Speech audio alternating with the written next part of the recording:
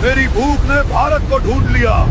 Europe का उबला-बासी मांस खाकर परेशान हो चुका था और फिर मैंने एक ऐसे देश की तरफ कदम बढ़ाया जहां आने का हर यूरोपियन का सपना था।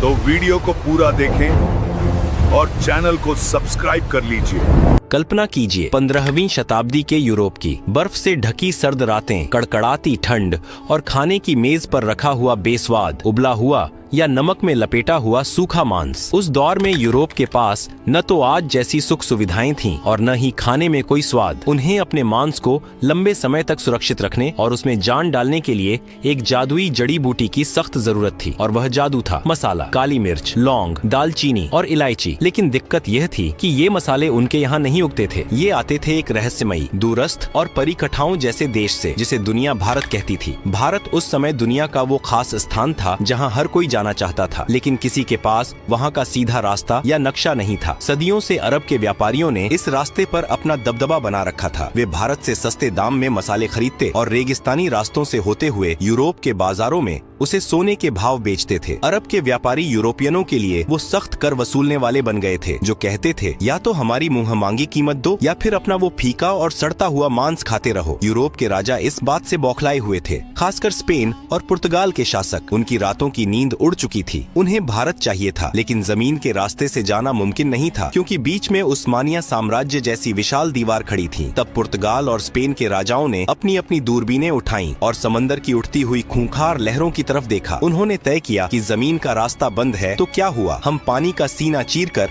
भारत का दरवाजा ढूंढ निकालेंगे। यह कोई साधारण फैसला नहीं था। आज के समय में बिना दिशा सूचक यंत्र के अनजान शहर में जाना मुश्किल होता है। जरा सोचिए, उस दौर में जब लोगों का मानना था कि दुनिया चपट्टी है, नाविकों में खौफ था कि अगर वे समंदर में बहुत दूर गए तो दुनिया के किनारे से नीचे एक अनंत खाई में गिर जाएंगे या उन्हें विशाल समुद्री राक्षस निगल लेंगे। समंदर उस समय एक ऐसा क्रूर हत्यारा था जो बिना चेतावनी दिए इंसान को लील जाता था। इन्हीं डरे हुए लेकिन लालची माहौल में पुर्तगाल से एक आदमी निकला जिसका नाम था बार्थोलोम्यू डियाज। उसने कहा, महाराज, मैं खोजूंगा भारत। वो अपनी नाव लेकर अफ्रीका के तटों के किनारे किनारे नीचे की तरफ गया, लेकिन जैसे ही वो अफ्रीका के सबसे निचले हिस्से पर पहुंचा, समंदर ने अपना असली खौफनाक रूप दिखा दिया। लहरें पहाड़ों जितनी ऊंची उठ रही थीं, हवाएं जहाज के चीथड़े उड़ाने पर आमादा थीं। डियाज की हालत खराब हो गई। उसने हाथ जोड़ लिए और कहा, भाई, मुझे नहीं चाहिए भारत, मेरी जान ज्यादा कीमती है। उसने उस जगह का नाम रखा तूफानों का अंतरीप और अपनी नाव उल्टी घुमाकर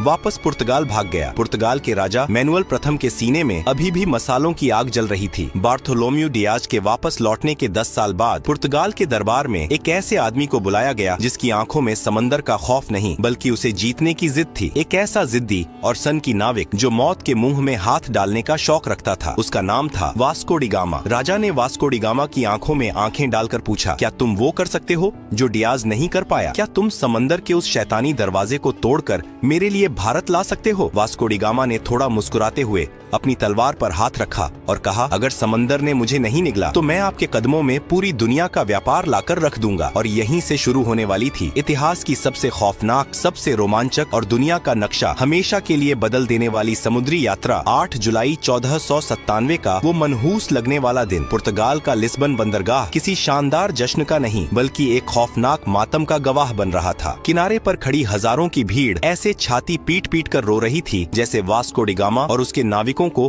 किसी समुद्री यात्रा पर नहीं बल्कि सीधे यमराज के पास एक तरफा टिकट देकर भेजा जा रहा हो। जैसे ही लिस्बन का तट आंखों से ओझल हुआ और जहाज खुले अटलांटिक महासागर में पहुंचे, समंदर ने अपना असली खूंखार रूप दिखाना शुरू कर दिया। न कोई दिशा सूचक यंत्र, न कोई मौसम विभाग की चेतावनी और न ही कोई दिशा बताने वाला यंत्र जो पूरी तरह सटीक हो। सिर्फ आसमान के तारे और भगवान के भरोसे ये मुसाफिर एक ऐसी दुनिया की तरफ बढ़ रहे थे जिसका नक्शा आज तक किसी इंसान ने नहीं बनाया था। कुछ हफ्तों तक तो सब ठीक रहा, हवाएं मेहरबान रहीं, लेकिन फिर अटलांटिक महासागर का मिजाज खराब हो गया। लहरें इतनी ऊंची उठने लगीं जैसे 10 मंजिला पानी की इमारत टूटकर सीधे जहाजों पर गिर रही हो। आसमान में बिजलियां ऐसे कड़क रही थीं मानो ऊपर कोई महायुद्ध चल रहा हो। तूफानी हवाओं ने जहाजों के पालों को फाड़कर चीथड़े कर दिया। लकड़ी के जहाज ऐसे चरमरा रहे थे जैसे कोई अदृश्य दैत्य उनकी हड्डियां चबा रहा हो। निचले हिस्से में नाविकों की हालत देखकर तरस आता था। दिन रात के हिचकोलों से उल्टियां करते करते उनकी आंतें बाहर आ रही थीं। हर कोई माथा पकड़कर रो रहा था। भाई, किस पागल के चक्कर में पड़ गए? शांति से पुर्तगाल में बैठकर सूखी रोटी खा खा लेते, ये भारत के मसालों के चक्कर में अब समंदर की मछलियों का चारा बनेंगे। तूफान तो जैसे तैसे पार हो गया, लेकिन फिर एक और खामोश, अदृश्य और खूंखार दुश्मन ने उन पर हमला कर दिया। शरीर घलाने वाली बीमारी, महीनों से ताज़ा खाना, फल और जीवन देने वाले तत्व न मिलने के कारण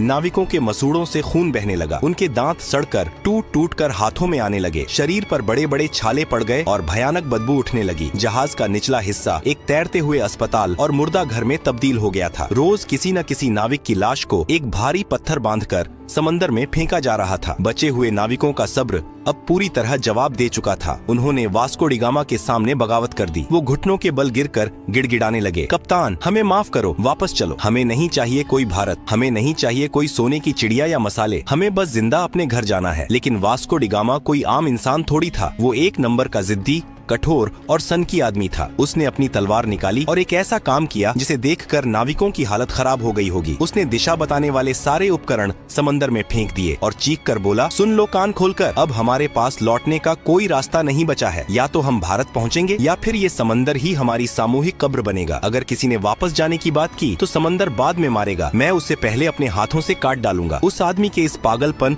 और खौफनाक जुनून के आगे शायद मौत को भी पसीना आ गया होगा। और तभी वो सबसे खौफनाक घड़ी आ गई। वे अफ्रीका के उस सबसे निचले सिरे पर पहुंच गए थे जहां 10 साल पहले बार्थोलोम्यू डियाज ने अपनी हार मान ली थी। वो जगह थी तूफानों का अंतरीप। आसमान दिन में ही स्याह काला हो गया। ऐसा लग रहा था मानो समंदर और आसमान ने मिलकर इन जहाजों को पीसने की कसम खा ली हो। लहरें इतनी विशाल थीं कि जहाज उनके सामने पानी के बुलबुले लग रहे थे। एक लहर जहाज को आसमान की तरफ उछालती तो दूसरी उसे पाताल में धकेल देती। साओ राफेल जहाज का ढांचा बुरी तरह टूट गया था। हर नाविक ने अपनी आंखें बंद कर लीं और अपने अंतिम समय की प्रार्थना करने लगा। लेकिन वास्को डी गामा जहाज के पहिए को लोहे की तरह मजबूती से पकड़े, सीना ताने, तूफान की आंखों में आंखें डालकर खड़ा था। प्रकृति अपने पूरे रौद्र रूप में थी। वो उन्हें निगलना चाहती थी, लेकिन एक इंसान की शुद्ध जिद और पागलपन के आगे वो भी हारने लगी। कई दिनों की इस रोंगटे खड़े करने वाली मौत की लड़ाई के बाद अचानक एक सुबह चमत्कार हुआ। तूफान थम गया, हवाएं सर्द से गर्म होने लगीं, लहरें शांत हो गईं और पानी का रंग बदल गया। वास्को डी गामा और उसके बचे खुचे थके हारे नाविकों ने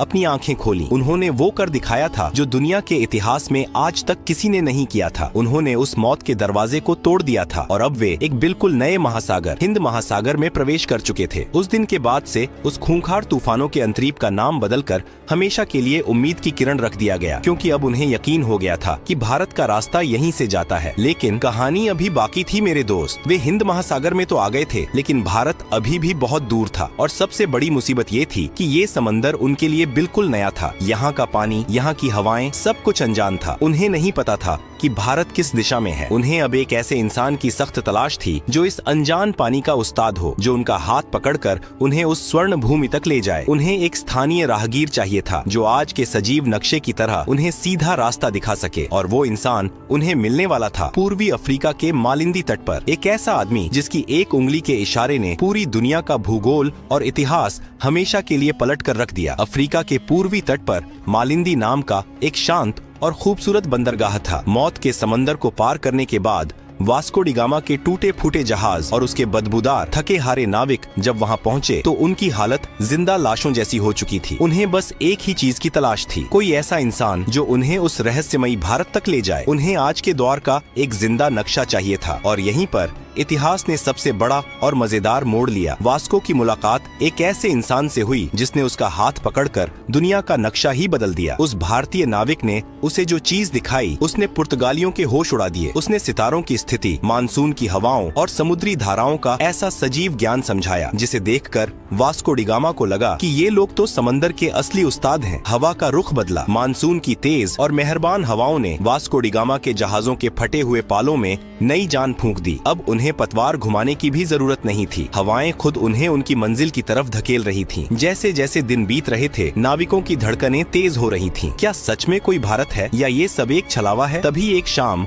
आसमान में कुछ समुद्री पक्षी उड़ते हुए दिखाई दिए। ये पक्षी पूर्व दिशा की ओर जा रहे थे। वास्को डी गामा समझ गया, जहाँ पक्षी जा रहे हैं वहीं कोई जमीन है। और फिर आई 20 मई 1498 की वो जादुई सुबह। समंदर की लहरें एकदम शांत थीं। सूरज की सुनहरी किरणें पानी पर ऐसे बिखर रही थीं जैसे किसी ने पिघला हुआ सोना बिछा दिया हो। अचानक हवा के एक तेज झोंके के साथ एक ऐसी खुशबू आई जिसने पुर्तगालियों के दिमाग सुन्न कर दिए। यह ना तो उनके जहाजों की सड़ांध थी और ना ही समंदर के खारे पानी की महक। यह चंदन, इलायची और काली मिर्च की वो दिव्य और नशीली खुशबू थी जिसके लिए उन्होंने मौतों का समंदर पार किया था। कोहरा छंटा और उनके सामने उभरी नारियल के ऊंचे पेड़ों की कतारें। दूर से मंदिरों की घंटियों की मधुर आवाज गूंज रही थी और एक विशाल वैभवशाली शहर उनके सामने खड़ा था। यह कोई भ्रम नहीं था, यह भारत का पश्चिमी तट था, कालीकट, जो आज के केरल में है। वास्को डी गामा और उसके नाविकों की आंखों से आंसू छलक पड़े। महीनों से मौत को चकमा देते देते वे आखिरकार उस स्वर्ण भूमि पर पहुंच ही गए थे। जैसे ही जहाज किनारे लगे, नाविक पागलों की तरह जमीन पर कूद पड़े। वे घुटनों के बल गिरे, कुछ ने रेत को चूम लिया, कुछ रोते हुए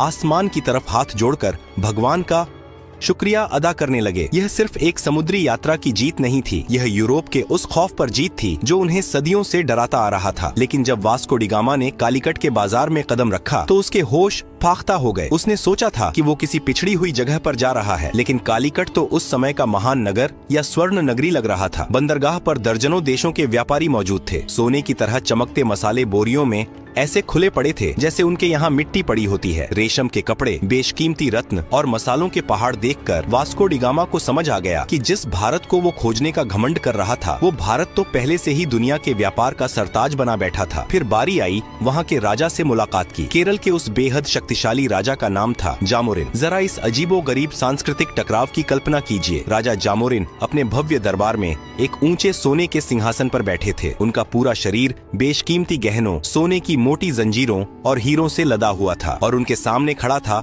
वास्को डी गामा, जिसने महीनों से ठीक से नहाया नहीं था, जिसके कपड़े फटे पुराने और अजीबो गरीब थे। वास्को डी गामा ने थोड़ा अकड़ते हुए राजा को अपना उपहार पेश किया। अब सोचिए वो पुर्तगाल से क्या लाया था। कुछ सस्ती लकड़ियाँ, कुछ ऊनी टोपियाँ, पीतल के बर्तन और शहद। ये देखकर राजा जामोरिन के दरबारियों को जोर की हंसी आ गई। उन्होंने सोचा, अरे भिखारी, ये क्या कबाड़ उठा लाए हो? हमारे यहाँ के नौकर भी इससे महंगा सामान पहनते हैं। लेकिन राजा जामोरिन बहुत ही शांत और समझदार थे। उन्होंने भारतीय संस्कृति का पालन करते हुए इस विदेशी मेहमान का स्वागत किया और उसे अपने राज्य में व्यापार करने की अनुमति दे दी। वास्को डी गामा को अभी भी यकीन नहीं हो रहा था। जिस चीज के लिए यूरोप वाले सालों से तरस रहे थे, वो भारत ने उन्हें बिना किसी लड़ाई के ऐसे ही दे दी। लेकिन वास्को की आंखों में अब एक अलग ही चमक आ चुकी थी। वह सिर्फ व्यापार करने नहीं आया था, उसने कालीकट की अपार संपत्ति देख ली थी और उसके लालची दिमाग में अब एक ऐसा शैतानी महायोजना पक रही थी जो अगले कुछ दशकों में पूरी दुनिया का इतिहास खून से लिखने वाला था। वास्को डी गामा ने कालीकट में कुछ महीने बिताए और वहाँ का चप्पा चप्पा छान मारा। उसने देखा कि यहाँ का माल तो एकदम सबसे उत्तम है। उसने अपनी बची खुची कौड़ियों और पैसों से अपने जहाजों को मसालों से ऐसे भर लिया जैसे कोई इंसान किसी मुफ्त की दावत में अपनी प्लेट में खाना ठूंसता है। काली मिर्च,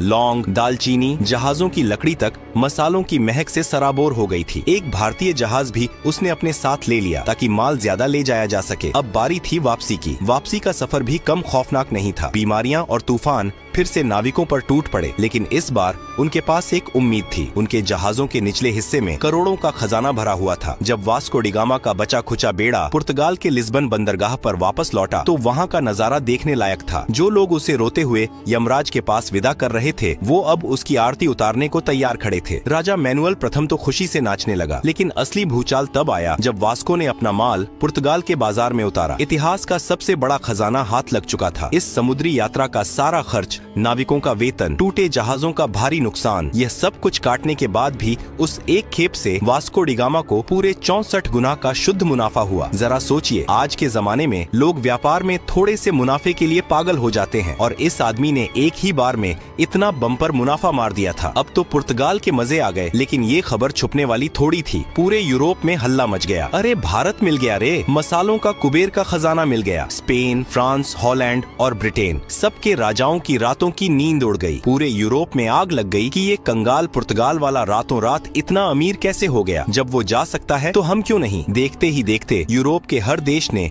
अपने अपने जहाज समंदर में उतार दिए। समंदर में जैसे भीड़ लग गई। सब एक ही रट लगाए हुए थे, चलो भारत, चलो भारत। लेकिन यहीं से इस कहानी का सबसे स्याह, सबसे खौफनाक और दर्दनाक अध्याय शुरू होता है। वास्को डी गामा ने जिस समुद्री दरवाजे को खोला था वह असल में आफत का पिटारा था। यह सिर्फ व्यापार का एक नया रास्ता नहीं था, यह यूरोप के खूनी लालच, क्रूरता और साम्राज्यवाद का एक सीधा निमंत्रण था। जिन पुर्तगालियों का राजा जामोरिन ने भारतीय परंपरा के अनुसार अतिथि मानकर स्वागत किया था, उन्होंने व्यापारिक चौकियों को किलों में बदलना शुरू कर दिया। उन्होंने तोपें तान दी और समंदर पर दादागिरी शुरू कर दी। उनके पीछे पीछे डच आए, फिर फ्रांसीसी अपनी नौसेना लेकर आ धमके और अंत में आया इतिहास का सबसे शातिर, सबसे खतरनाक सफेद पोश भेड़िया, अंग्रेजों की व्यापारिक कंपनी। इन यूरोपीय ताकतों को अब सिर्फ मसाले नहीं चाहिए थे, उनकी नजर अब पूरी सोने की चिड़िया पर थी। उन्होंने भारत की रियासतों को आपस में लड़ाना शुरू कर दिया। भारत का वो शांत और वैभवशाली तट जो कभी सिर्फ रेशम, मसालों और संस्कृति के आदान प्रदान का वैश्विक केंद्र था, अब बारूद की गंध, तोपों की गूंज